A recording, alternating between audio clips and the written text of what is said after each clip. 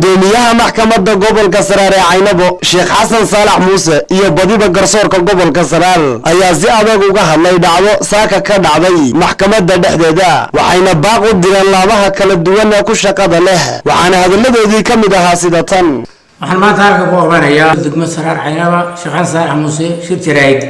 shirkaas aan uga gol leeyahay dhibaato maanta maxkamadda gaadhay oo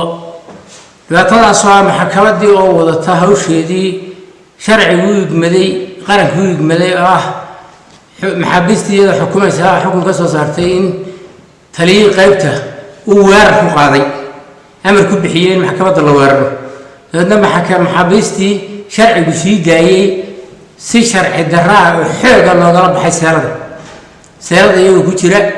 markii sharcigu sii daayay wixii wax lagu helay la xukumay si sharci darraa xoog loogu qaaday taliya qaybtuna bixiyay amarka sidii lagu qaxay maxaabiistii la sii daayay sidii ku dadka xorriyadooda loo celinayay sidii ku xirantay ugu baaqana cid ay khusayso ama madaxweynaha jananka booliska xeeraryaha guud dhammaan garsoorka inaan maxkamaddii mar haddii ninkii ammaanka loo xilsaarnaa isaga weerar ku qaaday maxkamaddii oo maxaabiistii saalada kala baxay dadkii xorriyadooda loo celiyay baxaya fadhiya maxkamadda garsoore ka mid ah garsooreyaasha maxkamadda wuxuu ku geeriday xoog lagula baxay deegaan maxkamadda shaqayn kareen baan dalka u sheegaynaa muddadii ninkaasi jooganaya dhibaatadaasina haysatay dabadeedna annagoo horteeda u taagay amar ku bixiyo gala xoog ku qaada dadkan xoog ku xidha saldhiggaa lagu xereeyay sidii bay saldhigga ugu xeraysan yihiin maanta imaantidiimina dee hawshaasi sidaas ay socotay anigu garsoorihii xukunka qaaday dad eedaysanayaala oo saaka aanu xukunkoodii ridnay qayb dembigii lagu helay aanu xukunnay qayb dembigii lagu waayay oo maxkamaddu ay ku weydayna aanu sii daynay kabacdi sii dayntii iyaga oo ku jira uu markaa taliyaha qaybtu amar bixiyey uu yidhi lama sii dayn karo hana la soo qabto ciidankii booliskana uu xoog ku galay maxkamaddii iyagoo shabiqi ku jira oo lagala baxay shabiqii markaa dambiilayaashu ay haddii alla ka dhigo ku xarayn jirtay maxkamaddu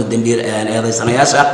taas ayaa lagala baxay maxkamadda dhexdeeda cid kasta oo ay khusayso arrinta tani